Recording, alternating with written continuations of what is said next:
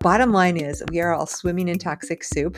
Sorry to be the bearer of bad news. So often people are walking around and they don't know why they don't feel well, and it's their environment. And we'll come back to this because we'll end with real practicality, but clean air, clean water, and clean food. And that's a kind of a nice framework to talk about most of the time. But that year after the flood, I started having severe brain fog, memory issues. I could still function with a patient, but I would walk up the stairs with them and forget their name, like really basic stuff, like what is going on with my brain? But when you talk about worst case scenario, mold can cause death. Absolutely 100%. There is no doubt in my mind.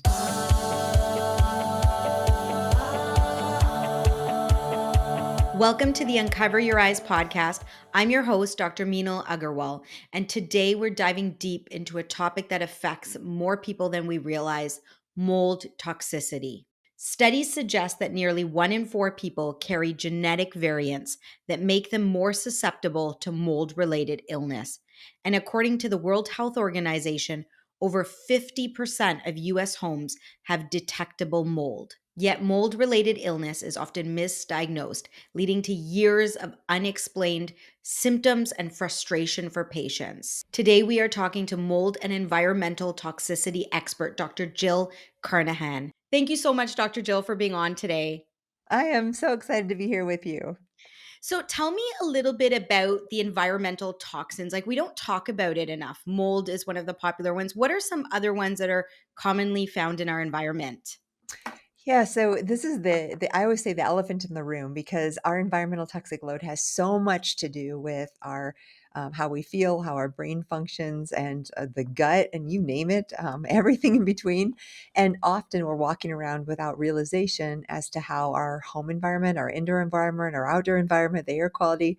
So I always talk about, and we'll come back to this because we'll end with real practicality, but clean air, clean water, and clean food. And that's a kind of a nice framework to talk about most of the time. For example, let's say clean air. 80% of our environmental toxic load comes from the air that we breathe. And we're just walking around pretty oblivious most of the time, unless there's like a wildfire or something where we really feel the smoke.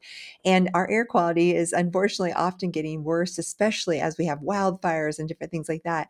So things that could be in the air quality, when there's smoke or particulate from a fire, of course, that affects it. And what I've seen in my clinical practice that's actually quite astounding is when I see the air quality really poorly, especially due to wildfire, I see the same types of inflammatory molecules in the blood, cytokines and things, as if someone was in a toxic mold.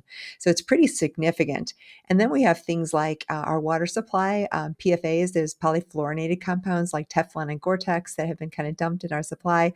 These are forever chemicals, which means we can't even calculate the half-life. And I know a couple of years ago in our water supply in Colorado, where I live, almost all of the water supply, the drinking water, was contaminated with PFAs. So unless you are filtering your water, I feel like nowadays, unfortunately, tap water is not safe. Municipalities do the best job they can, but they're not filtering out heavy metals, pharmaceuticals. So if you dump your, Prozac down the toilet, it's going into the water supply, and then people are getting little tiny bits of pieces of statins and beta blockers and SSRIs and these Wow. medications. So we have PFAs, we have medications and metals, heavy metals, just from runoff and land, and depending on if there was mining in the area. And then there's mold. Mold is a whole nother topic in and of itself. But what we're seeing is, due to faster construction, more efficient buildings, which creates a gradient between the indoor and outdoor air quality as far as moisture and humidity and things. And then just really poor construction. Unfortunately, things are going up much more quickly. And we're using more things that are basically like cardboard, like drywall and stuff, instead of stone and brick. It's kind of like the three pigs, that built the house of straw and the house of stone. And nowadays we're building more houses of straw, theoretically, than the houses of stone. So it's pretty rare to have a like fully stone or concrete house. Although some people with mold toxicity actually build these houses specifically. So what I'm seeing is, even in new construction, brand new houses having some pretty significant air quality issues. And people will move into a home and they're like, oh, it's brand new. And this is even like multi-million dollar mansions. I mean, beautiful, beautiful homes. Custom builders, if they make something as simple as they put up cabinets in a kitchen and drill through a pipe that they don't know about, and then that pipe starts to leak, or a fridge line isn't connected properly, there can be pretty small errors that create really, really big damage. So, bottom line is we are all swimming in toxic soup. Sorry to be the bearer of bad news, but this affects us. And if we're not aware of it, we can do a lot about it. And we can talk about solutions as well. But so often people are walking around and they don't know why they don't feel well, and it's their environment. Okay, I have so much to ask. First of all, do you have a story around mold toxicity yourself? Yeah. Can you share that with our listeners? Sure. So, back in 2013, there was a massive flood in Boulder, Colorado, where I live, and I was in an office in South Boulder, and that office, unbeknownst to me, wasn't really great built in the beginning. So even before this flood, there was a little bit of damp moisture in a crawl space under my suite of offices, and then also in the basement. But then this flood just took it to a new level. I had no idea. I didn't know even how bad mold could be. But that year after the flood, I started having severe brain fog, memory issues. I could still function with a patient, but I would walk up the stairs with them and forget their name, like really basic stuff, like what is going on with my brain? I would have infections and rashes around my eyes and trouble breathing. I mean, I had before ran, multiple 10Ks, 5Ks at, good times for my age group. And then all of a sudden I was unable to breathe going up one flight of stairs. So something was happening. I didn't really know what it was. And then I started thinking, okay, what if it's my environment? And then I did testing in my office and I found bulk samples of black toxic mold in the basement. And then I also found standing water in the crawl space. And I did my own urine mycotoxins, which is excretion of mold from the human body and exposure. And mine were matching that of what I found in the office. So that was like the day after Christmas, 2015. And I literally left the office, left everything in it, started over, and I never again set foot in that office. Wow. So I kind of had to start over. And I always say when people face those challenges, not everybody has to walk away and leave everything, but in my case, it was the right thing to do. And it's hard, but my health was so much more important than any things, even like all of my medical school textbooks, I had to leave there and start over. But in the end, I got well. And that led to me becoming an expert in mold because I had to figure out how to heal myself. And is this happening often? Like, are you seeing a lot of people with mold toxicity? Yeah, that's what's so crazy is there is so for example, Dale Bredesen does Alzheimer's protocols. He teaches reversing Alzheimer's and has written several books, one of the leading experts. And he will say that for those, especially 50s and 60s, which is considered young for dementia, um, he used to say one in three. So 33% of those have mold toxicity at the root. Lately, when I've talked to him, he said it might be more like two out of three, which is like 60 some percent. So this is a really big deal. And how you would know. So granted, there's a test and there's things like that. But if you have zero cash and you just want to know, make yourself a timeline and say, when did I last feel well? What year was it? What time was it? What was I doing? Where was I living? And then make a little timeline and say, what happened since I last felt really well? And you can often just on your own with a piece of paper and some notes, create a story of what might have happened. And when you find that you've moved to a new home or your fridge leaked or there was some either water intrusion in your place of dwelling or your office or some place where you spend a lot of time, or you just, have this very clear delineation where your pets got sick, your son got sick, you got sick when you moved to a new house, you better be looking for mold because it is so common and most people have no idea why they don't feel well. When I think of mold, I'm thinking of the little things. Sometimes I'm rubbing and cleaning my kids' Tupperware and you see those little black areas. What are we talking about in terms of proportions, right? Like sometimes I'm like trying to rub it all out of their little lunch boxes. Yeah. Like, are we talking about something as small as that? Or are these in big, big sizes? Like we have a lot of mold all around the house kind of thing. Great. You're asking such great questions. So, think about this way. So, first of all, many of the studies, because they involve like livestock, like hogs or cattle or different livestocks. If the grain, for example, was contaminated with mold, which is quite common, like hay can be contaminated with mold. You've even seen that on farms of black kind of streaking in a bale of hay. Super common because it sits there and gets moisture in it or whatever. And those animals are eating the feed. There's been a ton of study because if those animals got a lot of exposure to mold in the grains, they would get sick, they'd have stomach issues, whatever else. And that was ingestion. And that's kind of what you're talking about with the lunch boxes or your berries in the fridge that have some mold on them, or maybe you leave an orange out or a potato out and it gets moldy. what we find in my field of environmental toxicity is when you ingest mold, it's not great, right? And Mhm. there have been many studies, even of children in Africa and contaminated grain, kind of like the livestock and different things, where their gut has been affected and their, skin is affected and allergies. But what happens when we ingest it is it goes through the liver and we have this first pass protection. So before it goes into our bloodstream, we have a huge filter called the liver, and a lot of it gets filtered out with that first pass. So it's not nearly as toxic as the lesser studied, but way more of an issue, inhalation injury. So, and I'll talk to you about a house and how that might come about versus like your berries on your counter, or your lunchbox, or your drink. They have the straw that gets all black. Yeah. So that ingestion is actually protection, and it's a lot less toxic. And honestly, like things like coffee and chocolate and grains for sure in our food supply, it's not uncommon to have a little mold contamination in some of these things.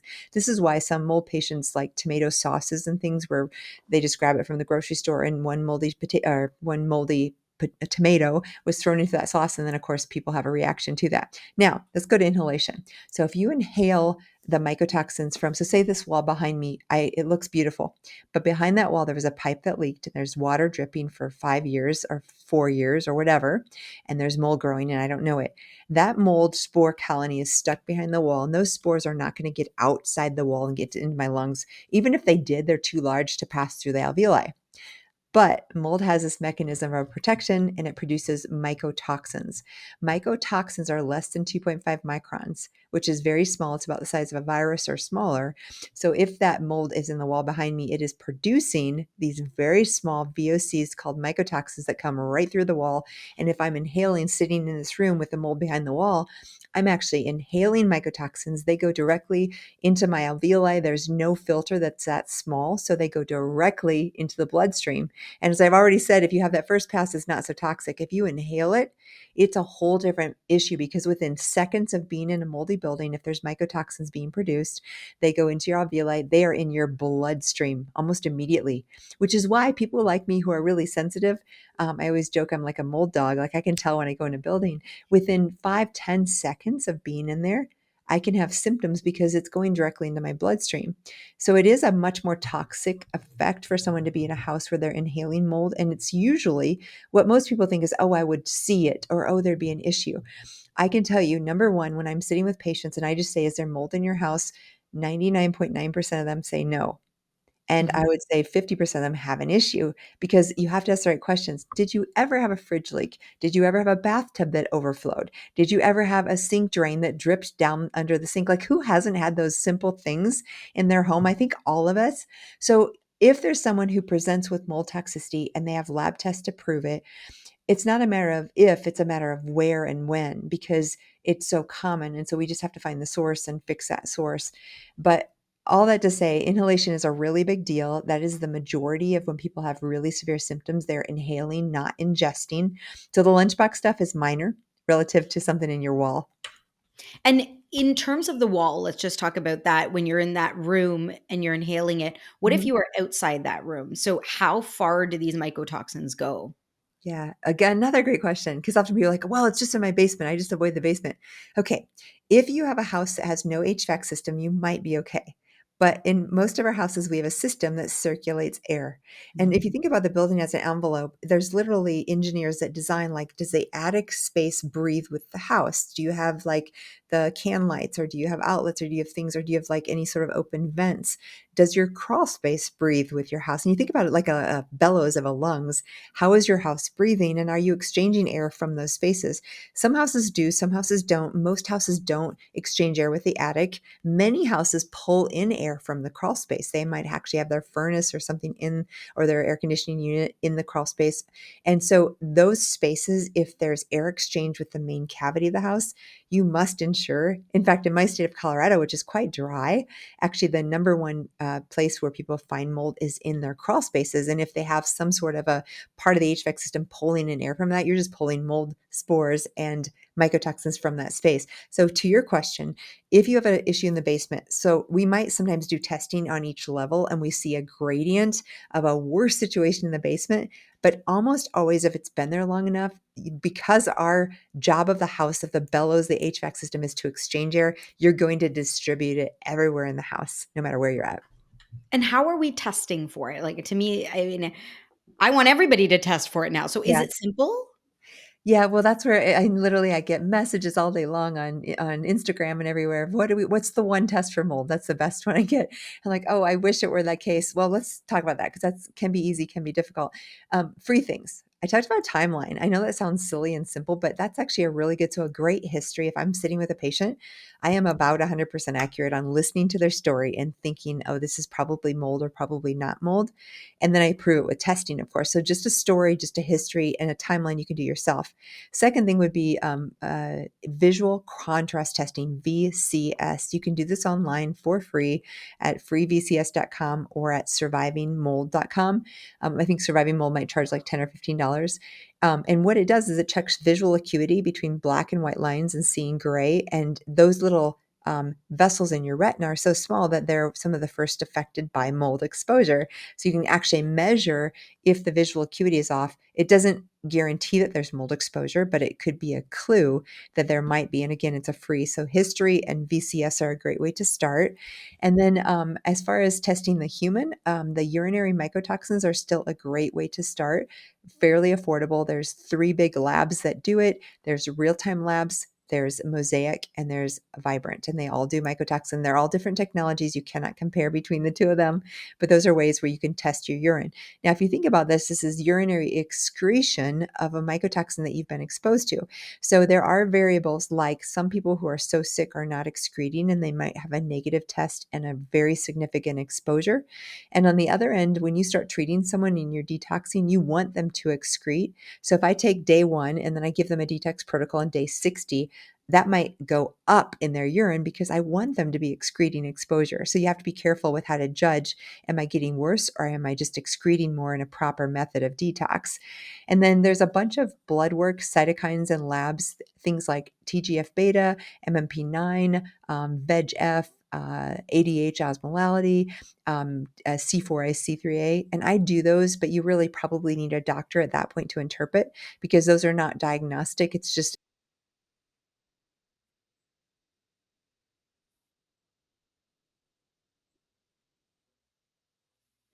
So, okay, is there a I want to call it a meter. Can you just put like a sensor or a meter in your home, or there's no such thing that can detect mold?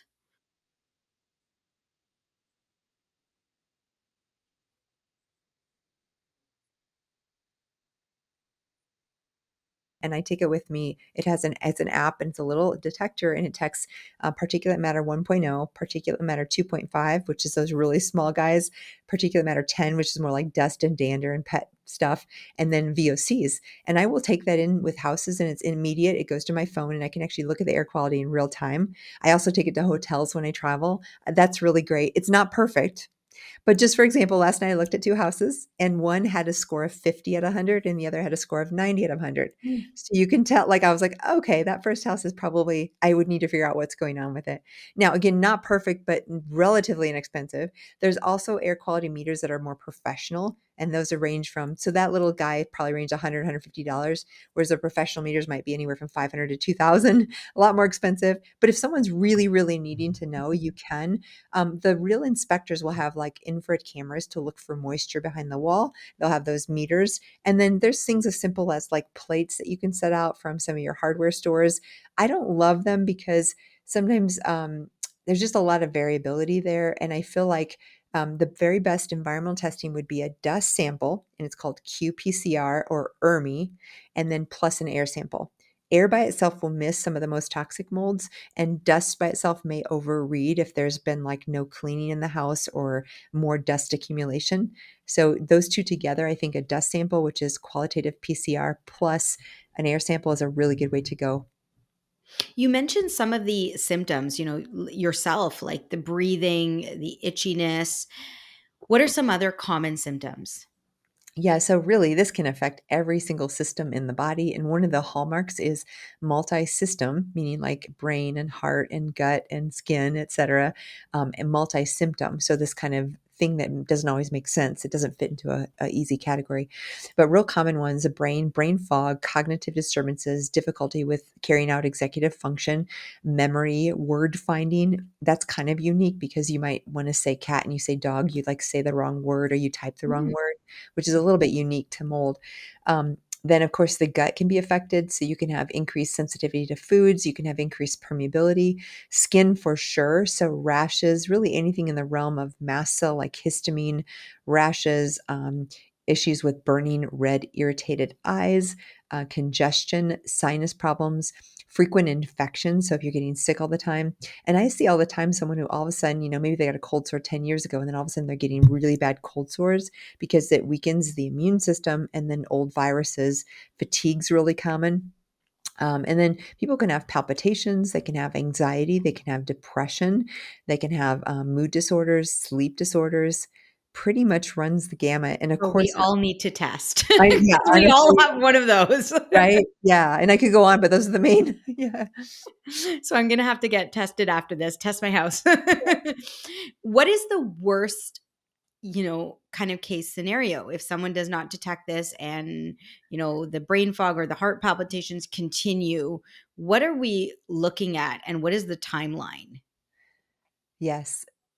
So, a couple things that come to mind, and I don't want to scare anyone because this is Mhm. very, first of all, it's so mysterious, right? That's part of the problem is like, okay, what's going on? And people are always so afraid. And one thing I love to do, whether it's on your podcast or anywhere I'm speaking, is try to bring a sense of, yes, you need to take it seriously, but there are measures you can take and there's things you can do. And yes, some people have to walk away from a really highly contaminated house and leave everything like I did with my office. But that could be the exception to the rule and not the case. So I don't want to create fear. But when you talk about worst case scenario, mold can cause death. Absolutely 100%. There is no doubt in my mind. And if you look at some of the cases, there was kind of a media thing about Brittany and her husband, the actress in 32. She died of anemia and community acquired pneumonia. 6 months later, her young husband died of the same thing. And later they found the house was so contaminated with mold. And this was like a Beverly Hills multi-million dollar mansion. And there's lots of speculation, but the truth is it probably was mold. It can also cause pretty severe, um, it's so funny because often mold will cause mast cell issues, which can run the gamut of your symptoms as well. So the heart, the palpitations. And the weirdest thing is mood disorders. So if all of a sudden, no reason, anxiety, depression, even suicidality or feeling like really, really dark, some of the molds, again, for example, as I'm looking at houses, maybe a week or two ago, I went to this house and that whole next day I'm not a depressed person. Thank goodness I've never suffered from depression or anxiety. And I was so depressed and I knew it was the mold. Like I knew I had gotten exposure and I knew that, okay, this is from that. But when you're in it, you still feel kind of gross.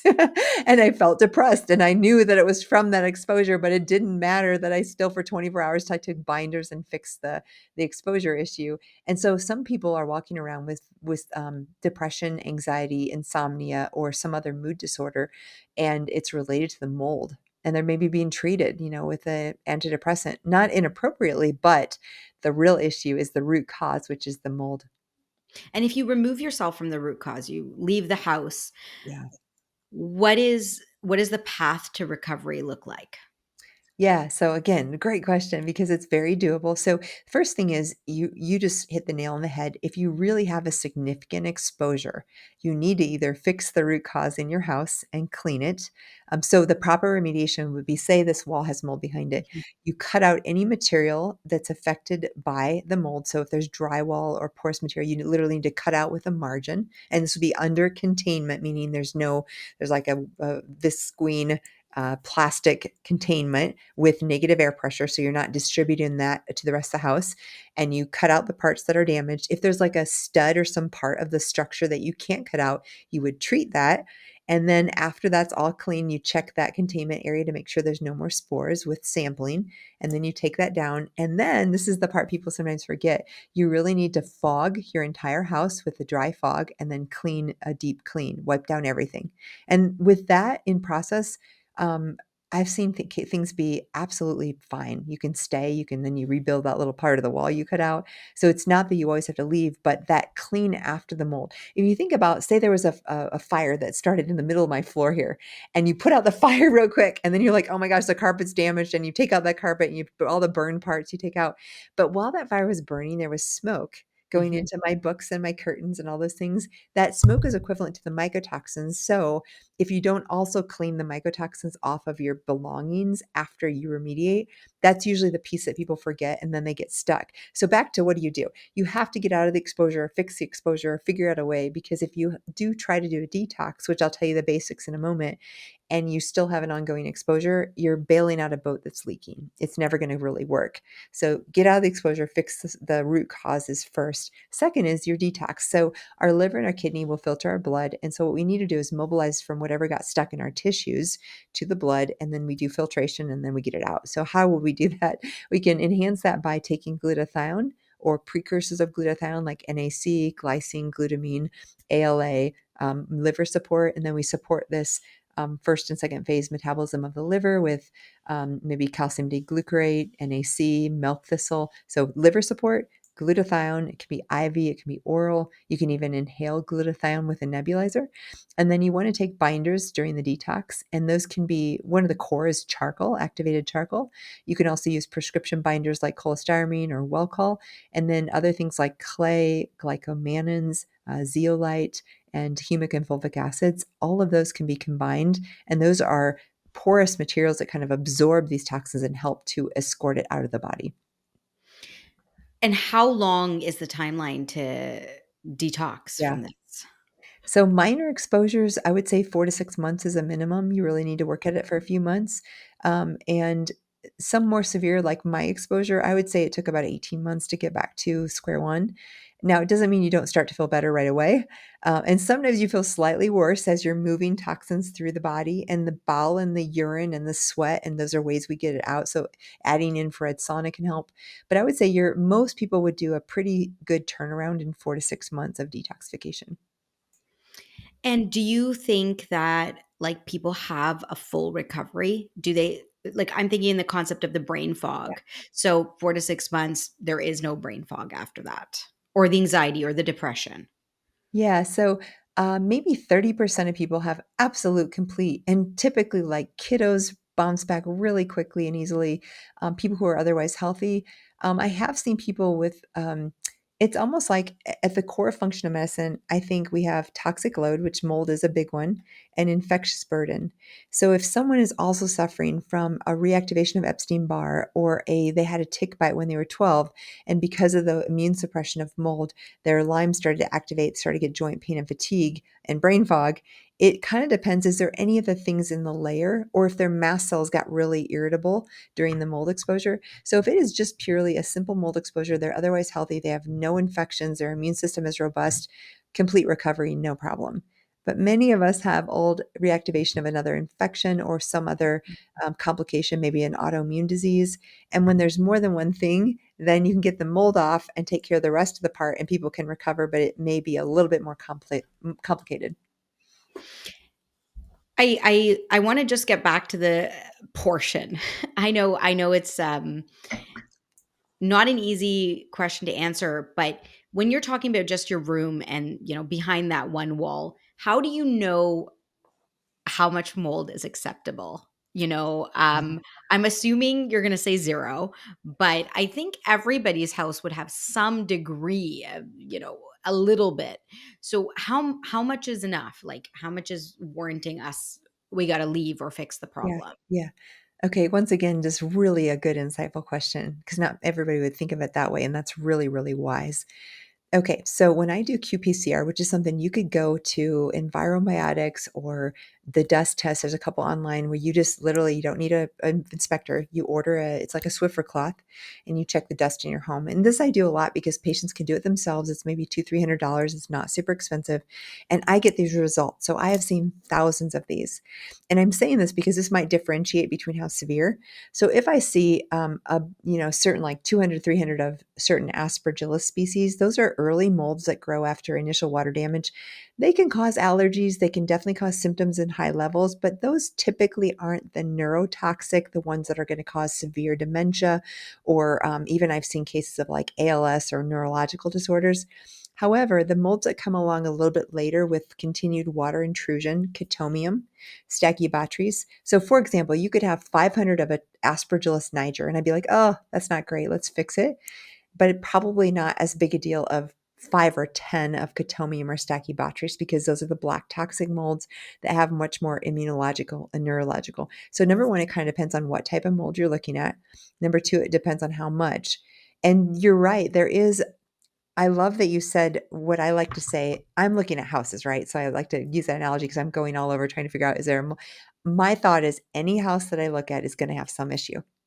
100% of the houses are going to have some little issue. And I want to know, is it a foundation? If the foundation's failing, I am not touching that house, right? That's a huge issue. If it's like a window that got busted or a leak, or if it's even under a sink that we know it's contained.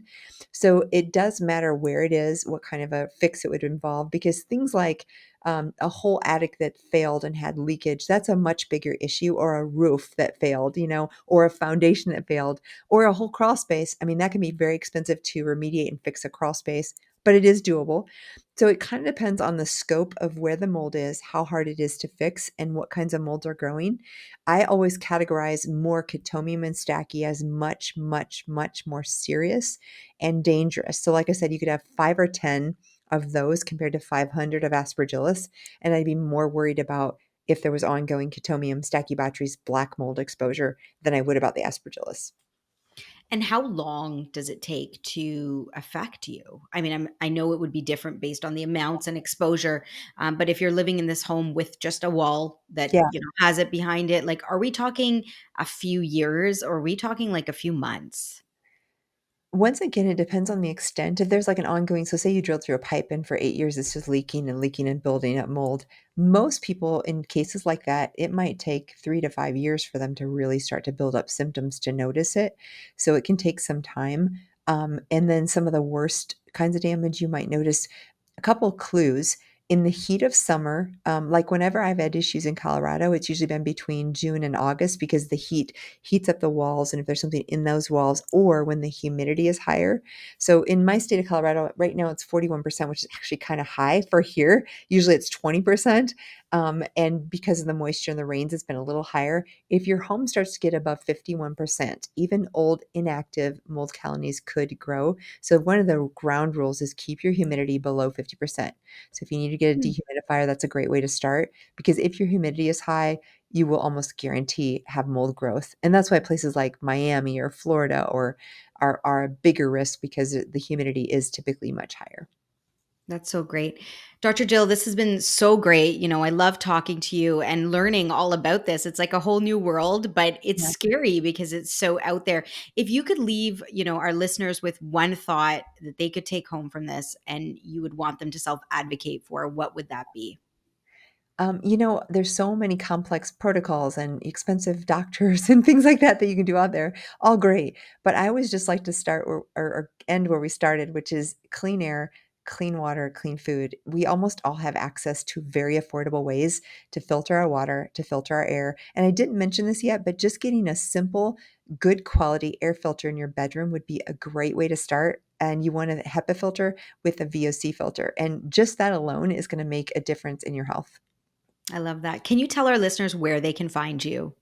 Yeah, thanks. So I'm on Instagram at Dr. Jill Carnahan, and I have all kinds of, free content there. My website is jillcarnahan.com. We have over 10 years of blogs, a podcast, tons of free resources there as well. Excellent. And we're going to link Dr. Jill's book as well in our show notes. So thank you so much for being on today. You're welcome. Thank you, listeners and viewers, for tuning in. If you want to catch more episodes of Uncover Your Eyes, make sure to follow or subscribe on your favorite podcast platform and on YouTube.